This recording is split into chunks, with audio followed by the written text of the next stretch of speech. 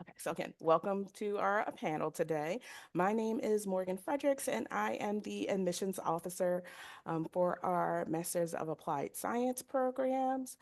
Today, we will get started by having the leadership that we have on our call, so our program directors, introduce themselves, introduce the representative that they have for their program, and then we will get the ball rolling. Frank and Tim, would you like to get started?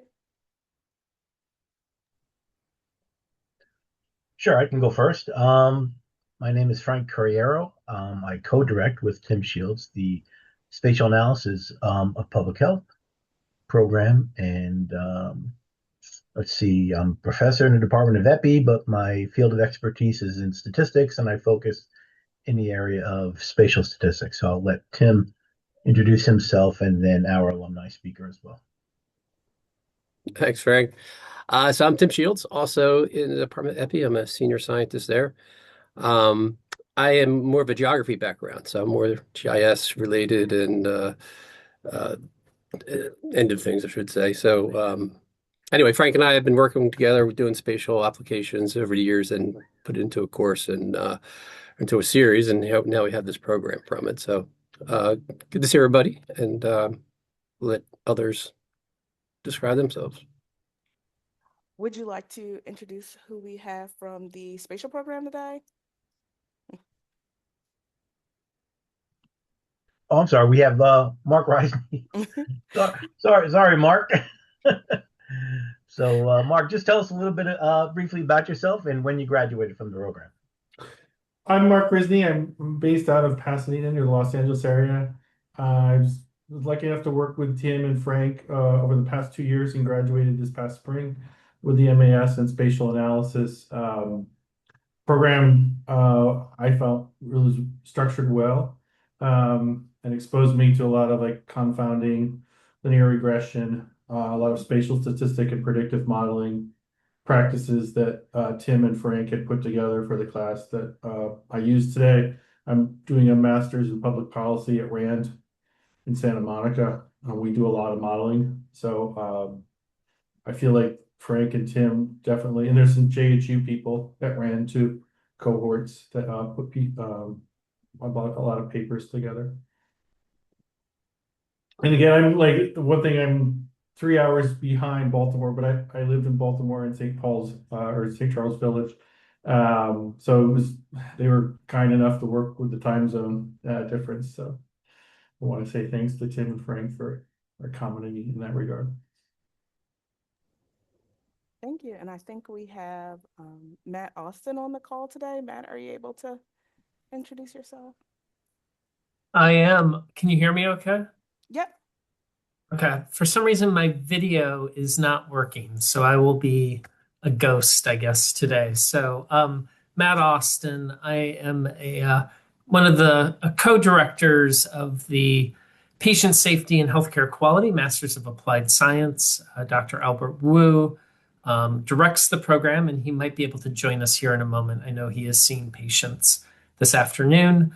I'm an associate professor in the Department of Anesthesiology and Critical Care Medicine, but I sit at the Armstrong Institute for Patient Safety and Quality and do research on performance measurement in healthcare. And we are delighted to have one of our current students, one of our star students joining us today, Alice Watt, and I will let Alice introduce herself. Oh, thank you so much, Dr. Austin, and it's a pleasure to meet you all. My name is Alice Watt.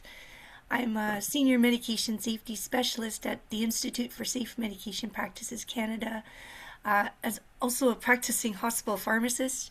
I'm in my 4th year of my master's program and loving it and still loving it. And even though it's close to the end of my degree, I'm sad that I will lose connection with everyone. But it's lovely to be here. Thank you. Thanks, Alice, for doing this. Yes, thank you so much. Okay, so our program directors for our population health management program unfortunately couldn't be on the call. today. So Dr. David Baker, unfortunately, couldn't be on the call, but we have someone from our program, Dr. Deborah Thompson. Would you please introduce yourself? Sure. Good afternoon. My name's Deborah Thompson. I'm an associate, and so I'm teaching currently. Our fourth term was just started 2 days ago. But I graduated in the first program with population health management in 2019. I have 42 years background in healthcare at various levels from nursing to executive level, and have really enjoyed my time at Johns Hopkins. And I will say these programs are wonderful. So glad to have everyone on the call today. Look forward to answering some of your questions later. Okay, so thank you all for introducing yourselves. So to get the conversation started, I have some prepared questions for our panelists. But if anyone has any questions, feel free to raise your hand in the call on that little Zoom feature or unmute yourself, and we can make sure we answer your questions sooner rather than later. And then I will reserve a couple of minutes at the end to see if we have any unanswered questions that we would like to ask our students and alumni. So first question is, what made you all choose the MAS program at Johns Hopkins over other options out there? And whoever would like to start can feel free to start between our panelists. So feel free to jump in. Mark, I see you're off mute. So Okay. I was, unless there's an order. I was attracted to the faculty. Both Frank and Tim had the backgrounds. Tim actually went to the same undergrad, Penn State, which has a well-known GIS department, but his research and the type of way they structure the courses was appealing. The program, like where I considered was University of Southern California as a contender, but I felt the Johns Hopkins faculty and their association with public health was a real defining thing to apply to and be part of. Thank you, Mark. I also had the same feeling. The faculty attracted me. The flexibility of the program attracted me because at other schools it was like a 2-year program, but Johns Hopkins allowed me to take it over 4 years, so I could really take my time with one course per semester. And the fact that there was an Opal scholarship also helped my decision because it relieved me from a bit of the cost of the tuition. That was really, really helpful. I'm really thankful for that opportunity. In 2015, I was involved in a medication error, and one of the things that kept me going was a friend of mine had said, Alice, if you're a good pharmacist, anyone could have made this error, and you're not alone. Please let me know if I can help you. And she left her number. That really helped me know that I was not alone. And the second thing that was impactful was the mom of the child that was impacted said to me, Alice, what will you do to prevent this error from happening again? And I knew that I couldn't quit that day because even though as much as I felt all the regret and the shame and the guilt of, oh my goodness, what happened, I knew that I had to keep that promise to the mom that I could help implement system improvements to prevent these errors and other errors from happening. And that sort of set me on my journey to wanting to learn more about patient safety and healthcare quality. And I came across Dr. Albert Wu's work on second victim, and I really felt like it was so impactful to help me through that difficult time. And the RISE program, which I learned about in the master's degree, and I'm just so glad that I could have an opportunity to meet Dr. Wu and also to meet all the rest of the great faculty as well. The RISE peer support group program was implemented at my hospital, and I'm so glad that I could be a RISE peer supporter for the last 3 years, and just to be amongst people who want to help others who have gone through that has been really rewarding. So that's part of the reason why I chose Johns Hopkins, because of this great work that you're doing. Thanks.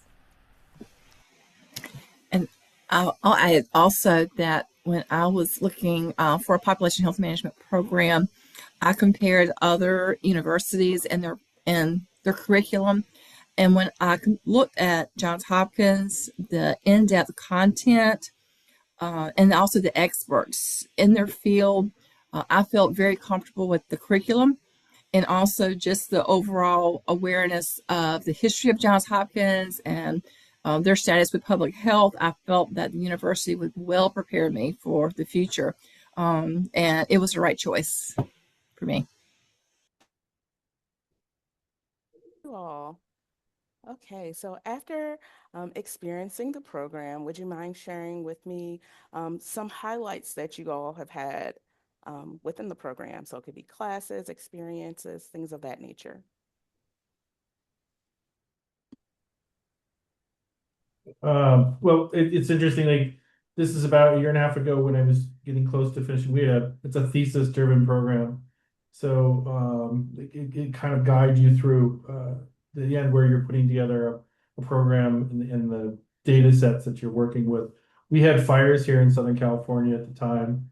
So Tim and Frank allowed me to kind of pivot and do some of that. And so everything that, or I should, most of the things that they brought me to at that point allowed me to kind of investigate respiratory uh, um, data stacked up against the Southern California fires at the time, which being in Pasadena, we definitely had impact. So the flexibility that they kind of gave me in the last 2 semesters to kind of go in that direction, I really appreciated. And right now at RAND, we're doing like fires, and I'm personally working on fires in the state of Washington and Oregon with data sets and getting some data from Rochester Mayo to work with for respiratory associated with OHSU in Portland, Oregon. So yeah, I think the exposure that they gave me and how to work with the data sets that I had gone in was invaluable for me. I came from a public transportation planning. So in a nutshell, like we work with crash data and NETSI. So if there's a preponderance of accidents in an intersection, states can get budget to build a stoplight or guardrail. So that's my day job at Deloitte to do that. But I think the EPI and the way that Frank and Tim kind of steered me brought me more into the public health space, and I'm kind of doing that at RAND now. Some of the highlights of my experience in the last 4 years have been the outstanding faculty to learn from, the TAs that are so helpful during office hours, who've been there for us when we're a little bit confused about what to do, and they're just really, really there. I just remember epidemiology, and they're just, Alice, here's how you do these, helping me get through these questions, and thankfully their help really did make a difference. Meeting amazing colleagues in my classes, and just some of them have been with me for 4 years. We've gone through a lot of good times and bad times. We just go through it together, and we always chat with each other and just encourage each other. It's been really really great, and also illuminating to see about a new lens of systems thinking about how to make things better so that errors don't happen again. So it's really been an inspiring course. The courses have been really helpful to build my knowledge and build my foundation. And I'll agree with Alice that the faculty is outstanding. I'd say world class. And the platform also, I think, was easy to utilize. And I've been online for two programs prior, one doctorate and one graduate. But Course Plus seemed to be the easiest platform for me, which not having an IT background, that was very important to me. But I think that the relationships that you make during the course continue for a lifetime, because I graduated 6-7 years ago, and I'm still in touch with the colleagues, and we still connect from time to time, and it's really great. We follow each other, and so that support, camaraderie is really important to help you, get through those some of the little tougher parts of some of the programs, areas that may be totally new to you. But it was a very, very great experience overall. And if I had to do it over again, I would go no place other than Johns Hopkins and that program because it was the right fit. Thank you all, and thanks for touching base on the camaraderie you have with your fellow classmates. As you know, the MAS program is a 100% online program. So would you guys mind just sharing a little bit more about your experience connecting with classmates and how it felt as an online student, kind of building community with each other? Like I said, I made a conscious decision because I was attracted to I used the Course Plus program, which had links for Zoom and we could reach out amongst each other. But again, USC is close proximity, so I could have done that program, like on campus and after hours, but I chose the Johns Hopkins. Well, obviously I couldn't have done on site, so the remote option worked, but the Course Plus was helpful, and we did reach out. I talked to Jeannie like constantly. She's doing her PhD program now. So we helped each other out in our time zones, but it's structured well enough to, and obviously it accommodates your schedule. And I felt like the TAs and Tim, there was some latitude when they detected we were behind it, but then we would make it up. I felt like there was a real human aspect to what we were trying to do as well as the Course Plus structured program. Hmm. Yeah, I would agree. Like even with the different time zones, we were able to like find a common time. It might be 11 p.m. That's like that works for everybody. Like when we had to do the group projects, I remember it was particularly difficult. We had people from all over the world, so like 5 different time zones, but we were able to make it work. I think what helped was we had a little WhatsApp chat group that we kind of kept in touch and kind of helped to say, hey, how you doing? And we were able to find a way to communicate and meeting on Zoom, those things. I like the fact that I could listen to like the courses online on my own time. Like it doesn't have to be at like a set time, so that we could do it on the times when our children are asleep and things are that work according to my schedule. But connecting with other colleagues, there's the discussion forums. It's always rich in learning and like I said, the keeping a few friends on WhatsApp chat has been really helpful. Oh, did you know there's an assignment due tomorrow? Oh yeah, let's do it. It's like we kind of encourage each other, keep each other on track when things are due and stuff like that. So it's been helpful. And I'll just add, even though, we had students across the world, the opportunities to engage with each other were there throughout each of the courses, and it didn't feel like you were that far away. Because of the different, you could, they said you could use Zoom. We had different activities where we would pair up with other classmates, and there was always time to be able to um, commit to that, and also just being able to share and learn from each other. I had a 2-hour commute every day back and forth to work, so for me, being able to listen to the lectures while I was driving was very helpful, and that helped me to manage my time wisely too. Because life goes on and we're all still trying to balance work life and school at the same time, and it is very doable, and I think the technology allowed us to be able to do that. Thank you, Deborah, because that leads us right into the next question. And Alice even touched base on, the flexibility of the program, being able to listen to lectures in your car. That's really important. for this program, almost everyone, they're working adults. So how would you guys say you were able to balance the program with work, family, just life commitments? And what are some tips you would give future students in kind of managing and keeping that school work-life balance level? I felt like Kara and Tim and Frank were like they would kind of nudge us along, but there were times where there was a serious amount of work to do to structure your data for the projects they had put us together leading into these. So there are challenges. There are things when you've got 14 weeks, I guess it's divided by in half, like in half a semester, but you do run up against the deadlines, and there is a pacing, and I think Tim and Frank were like always kind of helpfully pushing us along, and we needed to abide by that.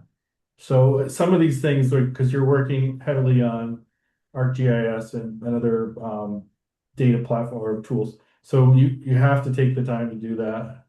There's effort, I mean, real structured effort to getting the assignments, and you're assembling your knowledge as you're going through it too, of course. But yeah, I feel like everyone was great, but there's serious work to this program. I mean, I'm not trying to. It's not an easy thing like in the deadlines. We have the summer off, which was helpful, but once we got back into gear, I had to pace myself. I candidly spent about, I'm not kidding, like 20 hours a week, 15 to 20 hours a week on this program. And if I fell behind like around the holidays or obligations, I was always kind of trying to catch back up to it. And I scheduled time to study and to make sure I had it dedicated. However, I also live on a farm and things happen, and sometimes you have to respond to situations that make you change your schedule. And I think having the dedication, number one, personally, that this is something that you want to do, but also knowing that you have support there, that if something does come up and you're pushing close to a deadline, having the ability to reach out to the professor and see if there is any opportunity for an adjustment. They've always been open to things that happen in life that you can't control. Um, but we also, along that same journey, supported each other too, and sort of helped push each other along on this journey to make sure, because we all wanted to graduate together. And I think having that support was helpful. But as Mark said, that the program does have, I mean, it's very thorough. It's what you're wanting to be when you get out, which is an expert in the area. And so you do have to dedicate time and take it seriously. But there's also flexibility within that as well. I agree with Deborah. A tip that I would give is to open up the syllabus on the first day that class opens and mark off all the dates that the deadlines are due. That will help us on the calendar. It's on the family calendar. Mama's not available the day before, just so you know. And also, actually, one of the things that kind of helped me balance was, my kids are there at the time I started. They were 14 and 10, and I would say, "Oh, mom has to study, and you have to study too. Like we could study together." We kind of did it like a group effort. Like you study, I'll study, we'll both study. I have my quiz tomorrow. Like, do you have a quiz tomorrow? And we kind of have something in common to talk about. So I kind of made it a little bit more like I could relate to them, oh, homework's hard, yeah, oh yeah, homework's really hard, I have something in common with them. So that kind of helped. I think just the balance of the work, as I did have to talk to one prof and say, oh, I couldn't make a deadline, or at least I didn't think I could make it. There was like, oh, birthday parties and like a funeral and, like stuff, like life happens, and they were very understanding. They gave me an extension, and I think I did end up using it. So I was really grateful that they understand like life happens and sometimes you can't always make a deadline. So I live and die by my calendar too, so I totally, I'm right there with you, Alice.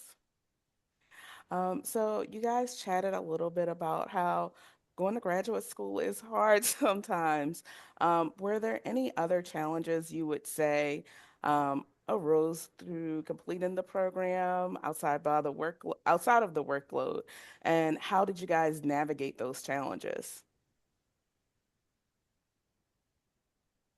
I mean, I'll just how about we just like setting up calendars, but just committing to it's the type of course that you're constantly or throughout the duration of it you're putting stuff in, so you don't it's not like a rat tail where you wait till the very end and then every all the written materials that you're supposed to put together assignments like it doesn't it's not structured in that it's probably how to its benefit. So Tim and Frank tried to do a good job of kind of getting you to get things done along the way. So it's like a marathon. You're checking in on them every week or 2 weeks, and they're pinging you nicely, politely. I mean, they want you to get things done as well. I think Tim and like they hinted like, well, if you do slip, there's avenues. But at the end of the day, I think with their assistance, we got there. I think our whole program that I was in, I think everyone completed it without having to ask for any extensions or anything. So the time boxes, but it does take.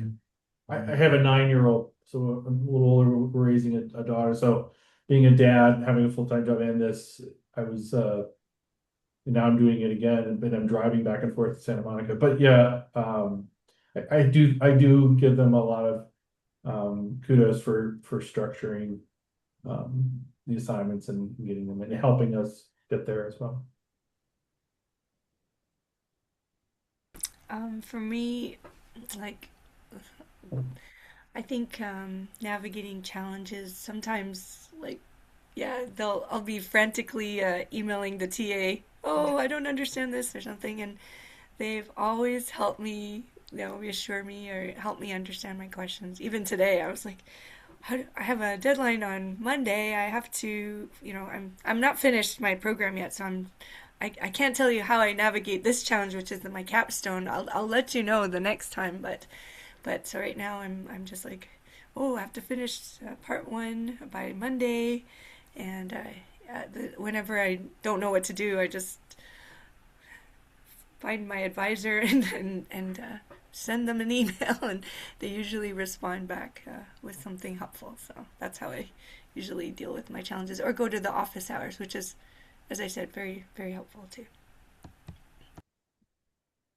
I think for me, living in an extremely rural area, sometimes internet access was not as easy to obtain as I had hoped. However, I learned where some of the spots were in the next town over that had the Wi-Fi, and that I could go to a quiet place and hop on and get some studying done if I need to. When it was acting up here, or we were having inclement weather, so just have to look at all your resources and troubleshoot, and it's feasible. It's possible. You can work through it. Definitely. Even the challenge, like tonight I have a live talk. I can't make it, but I emailed the TA, and she said, oh, as long as you watch the video within 1 week, you'll be okay. You won't get Doc Mark. So I was, thankfully, thankful that I won't be able to, I won't miss out because they're all recorded. So you can always watch them again. Yeah, thanks so much, Alice, for bringing that up. As you mentioned, we do have live talks in some of our courses. Not every week, maybe every few weeks or so in the courses. They're always recorded. So we give students, as you guys mentioned, we have people all over the world, so many different time zones. So it's so hard for everyone to kind of make it at a live talk at the same time. So that having it be recorded is really great. Okay.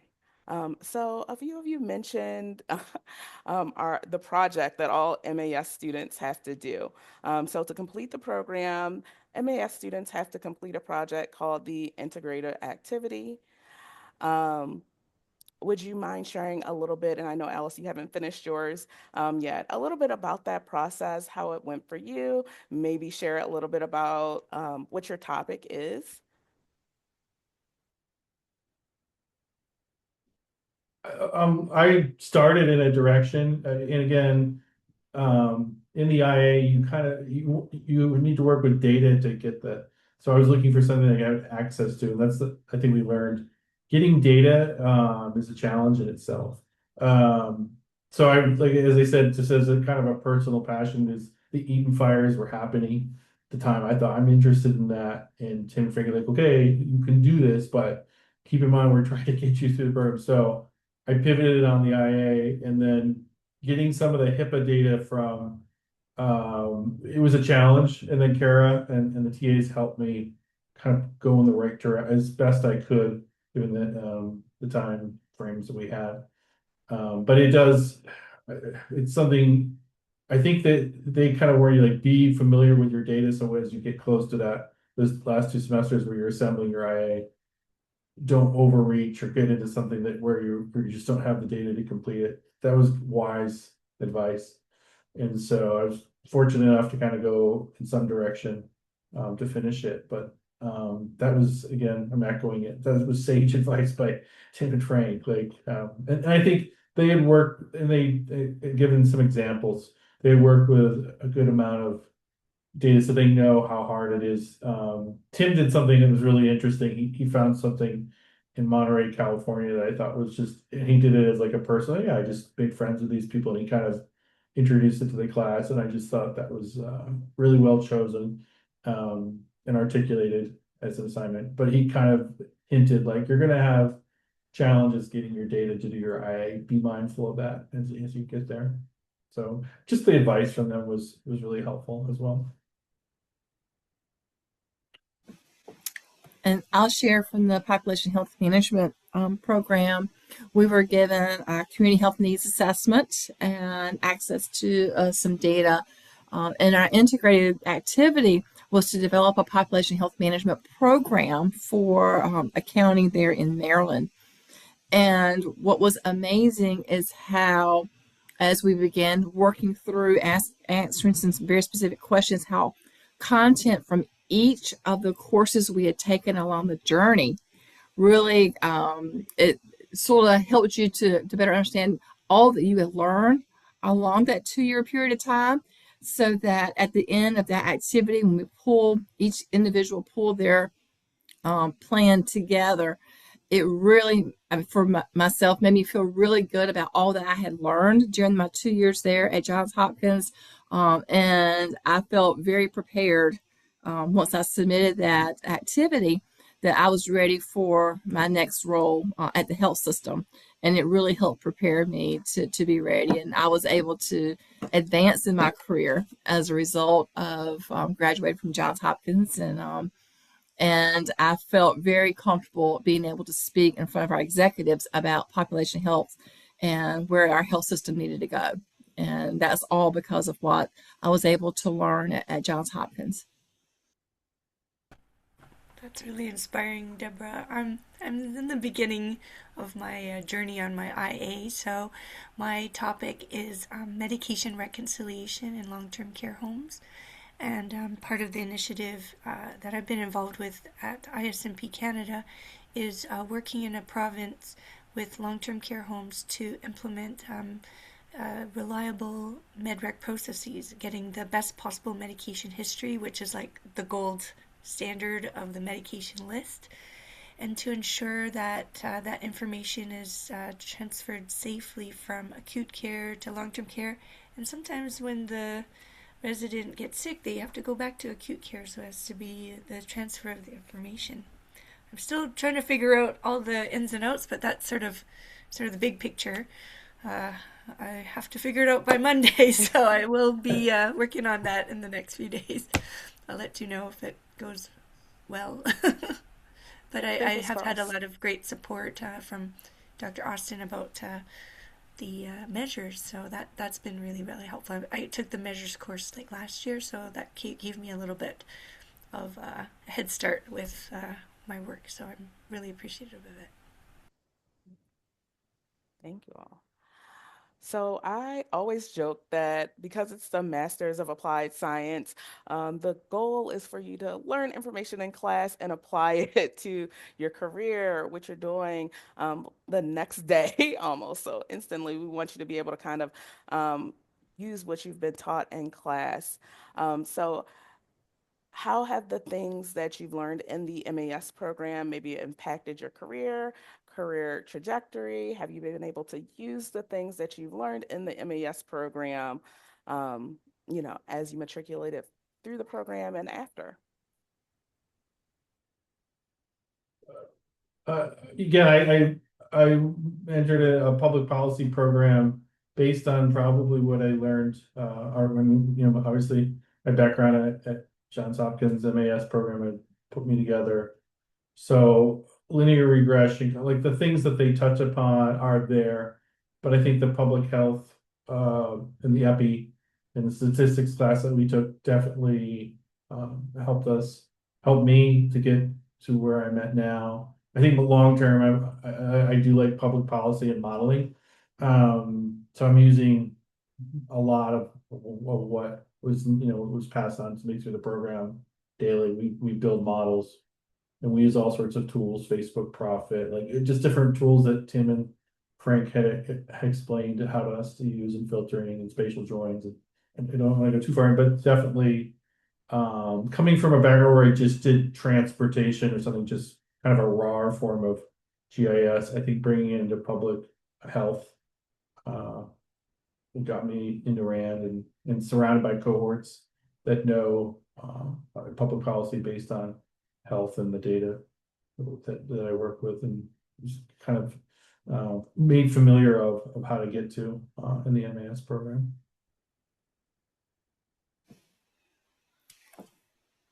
And I add for myself, when I started the program, our health system was just getting started with some very basic population health management work, mainly looking at what an accountable care organization is. And once I graduated, I was actually able to help lead the implementation of our population health management program, and a couple of advancements through. After I graduated, I was able to lead the entire care management for the health system. And so I was able to pull on all the courses that I had taken at Johns Hopkins and this program to help lead us to success. And even went through several audits through outside agencies and some accreditations. And we had best in class and implementation. So that made our health system look really good, but also made me feel really good about the strong foundation that I had developed as a result of taking the program. One practical thing that I learned, I took the infection prevention course this last term, and one thing that we learned was the risk assessment. I love how they have all these frameworks, the things that we can apply. So I was like, oh, this we can use for prioritizing which medication instance we should work on or address with system improvements. And I was like, oh, this is so good. Another one was we learned about how to prevent catheter associated urinary tract infections. And I learned, one of the protocols is you have to ask daily about whether or not it could be removed. So during our safety huddle, when we have every day we have our rounds, and it's they would say, oh, this patient has a catheter. So I'm just oh, can we remove it? I would just, apply it right away. So they started doing that. They started asking these questions. So just something small that I just go, oh, I'm so glad I learned that, So anyway, just really helpful. I like the writing course too. The writing course was really interesting. Actually, the writing course helped me because I wrote, I think it was an editorial or something we had to write. And I use that later on in some of the work that I've been doing to prevent errors with chemotherapy called 5-FU and capecitabine, fluoropyrimidine.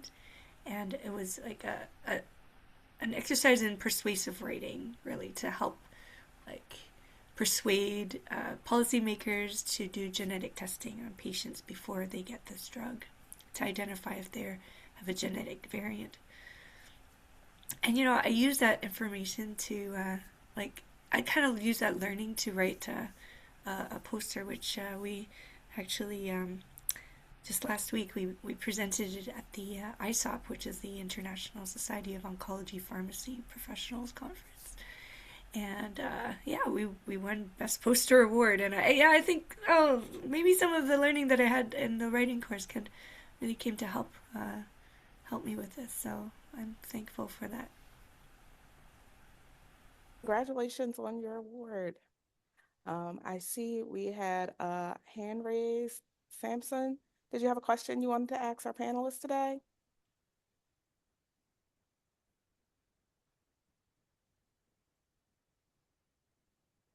Feel free to unmute yourself.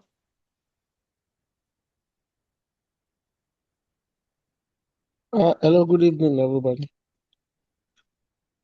Um, can you hear me? Good afternoon. It's evening here in Nigeria, so good evening from Nigeria. My name is Samson. I'm from Nigeria. Um, I have basically I'm from public health background because I did BSc in public health here in Nigeria. What motivated that was I wanted to do medicine because when I was age 12, I'd lost my mom to a fibroid. Something that as simple as fibroid that was actually preventable or something operatable as of then in 2009. And but later growing up, I realized that becoming a surgeon, I'll be addressing the issue, an operation, one operation at a time. But with public health, I can actually help improve the system. So looking at Nigerian patterns of health, Nigerian health system, uh, out of 191 United Nations member states, we were ranked in 2000, we were ranked 186, and then by 2010, 178, and then by 2020, we're looking at 165. And now currently we are ranked 157. What brought about the improvement was basically the formulation of policies, enactment of those policies, but we have a bigger issue, which is actually the effectiveness of the policy, actualizing the policy using the system. So we keep bringing up ideas like primary healthcare board to help improve that.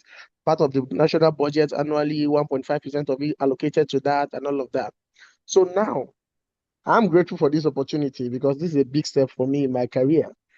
And with my little work experience while in school, with all the organizations I've worked with, this is actually big for me to be part of this program, MAS program for healthcare quality and management. I have a small issue, which is my big issue was to get in. Now I'm in, and then sourcing for funding to be part of the program because I don't want to miss this. So I'd really appreciate a little bit of talk in that area because I got the general scholarship for everyone who's partaking in the program because basically it's an online program. And being an online program, that means I can't be any GA, like any graduate assistantship because I'm not on site. And then it is so timely for me being an online program because Trump has an issue with Nigeria. So we can actually travel to be there physically. So it's literally my only hope of doing my master's in this line. So I don't know if any one of you could talk about, for me, an online participant, how I can get funding to support, apart from the $500 off each credit that was given in the scholarship. So that's my question. Thank you. Congratulations for your admission into the program, Samson. I'm not sure our panelists are at to talk about funding. They're more talking about their experience today, but I would be more than happy to talk about funding options with you.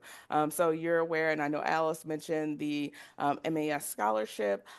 We do have a funding resource page on our website that I will be sure to get to you as soon as this call ends, that goes over the list of funding opportunities that the university has, as well as Okay. different external scholarships that some of our previous students have used and have been Okay. successful with. So I'll make sure I get that over to you. Okay. Thank you so much. I'm very grateful. Of course.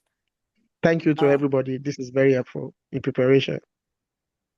good. Matt, I think I saw your hand up. Did you have a question or were you just, No, I was actually applauding Alice's oh, best poster selection. So that's all. Thank you, okay. though. Yes. Yes. But Congratulations, I will Alice. communicate to Samson. I hope it works for him to come join us in the program. We would love to have you. And we've had a number of students from the continent of Africa in the program. We've had students from Liberia, from Kenya. Wow. Um, Wow. I think they have found incredible. Um, Wow. both they have, I think, have found value in the program, and I think we have found great value in having them in the program as well.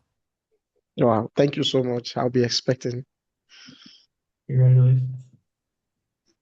Okay. And then oh, I think we have one. Okay. I will definitely send the scholarship information to everyone on the call today.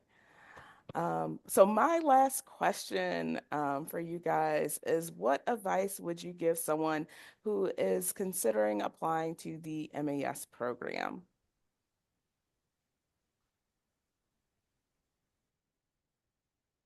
I mean, maybe I'm echoing what I said earlier. Discipline. You can do it. It's an ongoing check-in. Like you can't wait till the last 2 weeks of the semester to get the work done. Know that you can do it. Like 'cause it really does. And you could spend more 15 to 20 hours a week. Know that you have that in your ability plus to do that and stay on it. It does take time, and this is work that takes a lot of details. So you can't chat GPT your way through this coursework. You have to really work with each nuanced aspect of your assignments and your statistics and your epi and the writing class too. You know, Mary, I'm sorry, Alice touched upon it a little bit, how helpful it was to have that too. That takes time to write those things together and put it together. I guess just know that you can do this type of thing. And then the faculty and live talk and everything, there are archival material. So you can structure it your own time, but still there's 20 hours a week to do this program. For me, my advice to you if you're thinking about doing it, my friend told me it's like giving a gift to yourself. Because, for me, it's just been such a rich and rewarding experience. I would definitely recommend it. Give a gift to yourself that you can, invest in yourself to learn and to grow and to meet amazing people and faculty, and you get connections with people all around the world who want to improve patient safety in the program I'm in, and wanted they were talking the same language. We have the same passion and desire to make things better for our patients and for even ourselves and our families, how we work as healthcare providers. And I think it's just really refreshing to be in an environment where people really have that safety culture, not the blame and shame culture, but how can we think about system changes? And I love that. I'm gonna miss it, but hopefully we could stay in touch through LinkedIn and seeing each other's posts and learn from each other that way. But I really have enjoyed it a lot, so I'd say go for it. Alice, I'd say the same thing. Go for it. But think about your professional growth and your personal growth, and dedicate that you're going to be successful, and then plan out so that you have that time set aside to be successful. Whether it's 2 years or 4 years, time is going to move forward. You can have a master's degree from the best university, number one out there, in 2 to 4 years, or you can continue on your current journey. Um, but if you can do this, if it's the right thing for you and you want to pursue it, dedicate yourself and move forward. You will not regret it. Thank you. And again, I know we have other people on the call, so I want to give them the opportunity. Does anyone have any questions for our panelists about their experience in the program? And then again, we have our program directors here as well, so feel free to raise your hand, unmute yourself, ask any questions before we wrap up today. Frank, Tim, Matt, any last words as well? Oh, I think we have a question. Deborah?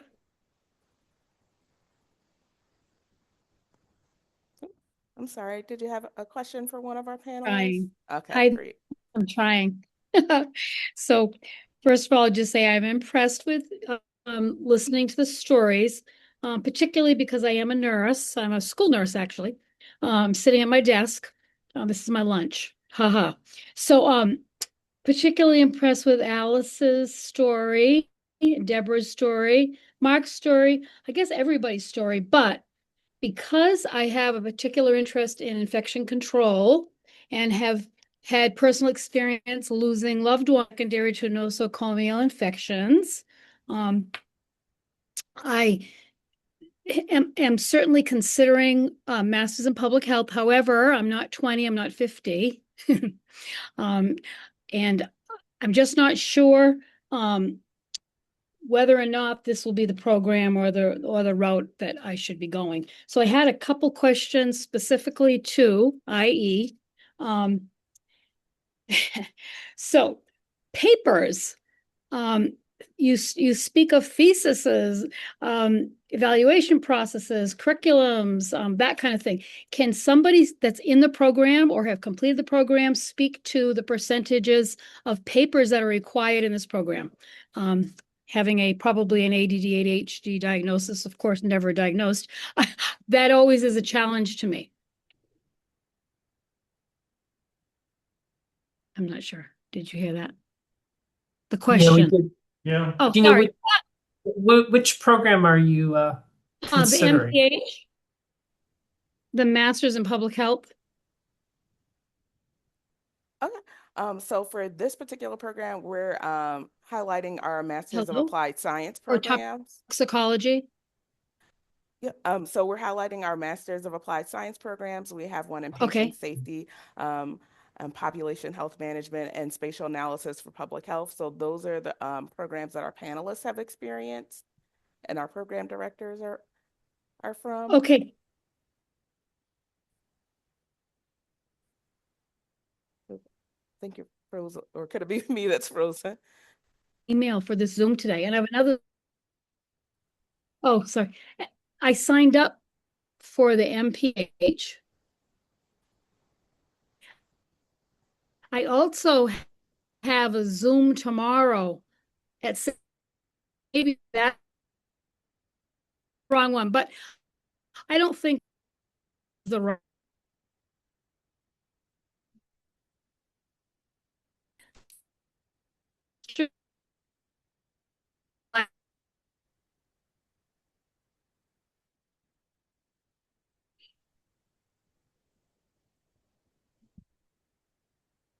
Hi guys, can you hear me? I'm not sure. Yeah, I'm getting kicked Yeah, off. we hear you fine.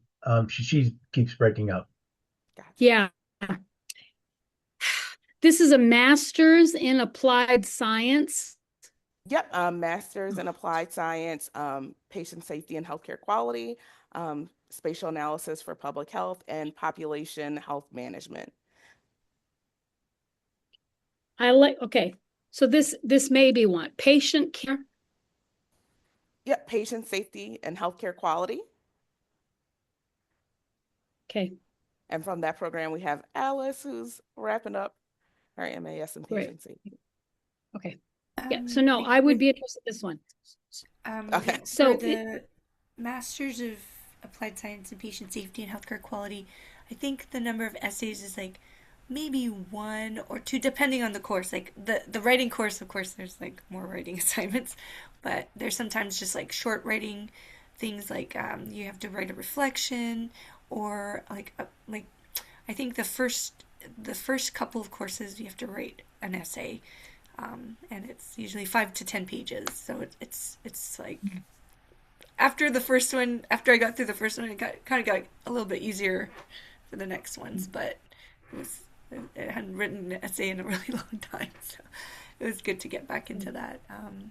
But I think in terms of writing, and also the TAs, like as I said, like the rubric is very, very descriptive, so it tells you exactly like what to write, like what question you want to answer, like so it's Okay, it's okay, very prescriptive. It's not oh, like whatever you want to write. It's like, okay, for this particular program, like what is the problem? Like what is the what are the contributing factors? It'll tell you. It has writing prompts for every paragraph okay, basically, and okay, okay, so you just write like to answer that response. And so it's like one essay is like 10 different writing prompts for different okay, paragraphs. okay. So it's yeah, Yeah. definitely, yeah, sure. Connect with me on LinkedIn. Yeah, absolutely. Is there, Yeah, what I will say about the writing courses, I think, is the instructors tend to break things into pieces, right? So it's not just sit down and write a 10-page essay. It's like we want you to write the first 2 pages on something, and then the next part of the assignment will be write 2 additional pages. So it's sort of it's not just a one-time write it and you're done. I think tends to be broken into smaller pieces and smaller chunks. okay, all right. Yeah. Is there a curriculum available for me to review? Absolutely. I'll be sure to send you the curriculum. You can click and it'll give you kind of a description on how each class is broken up Okay, coursework wise as well. So that'll be a little helpful. okay, because that would be what I'd be interested in. And the other thing is, are you able to forward the resources to those people? Because I would like to have that as well. Like The the resources, funding financial resource guide. resources. Yeah, I mean, Absolutely. school okay, I don't know what they will reimburse. I think they usually reimburse at the University of Maine level, but anyhow. Okay, great. So do I need to put my email in the chat or do you have it? I have it. Okay, perfect. Great.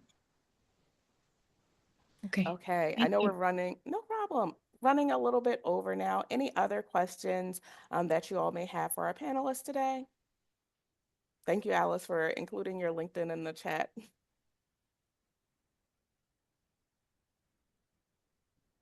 Okay, from our program directors, any last words of wisdom that you may want to add before I wrap it up?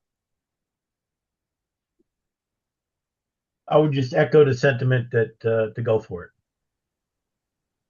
because we're here in full support of you as students.